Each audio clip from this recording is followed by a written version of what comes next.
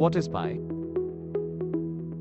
Every year, March 14th is celebrated Pi Day, or known as International Day of Mathematics.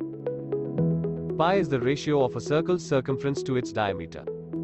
So, 2 pi r divided by 2 r, then pi is equal to 3.141592 ... The value of pi is rounded off 2 decimal places as 3.14. It is celebrated on this day since the date, when written in the format of month and day, 3 and 14, matches the first 3 digits of the value of the mathematical constant, pi. The famous physicist Albert Einstein was born in the 14th of March 1879 on this day, and widely renowned theoretical physicist Stephen Hawking died on this day in 2018.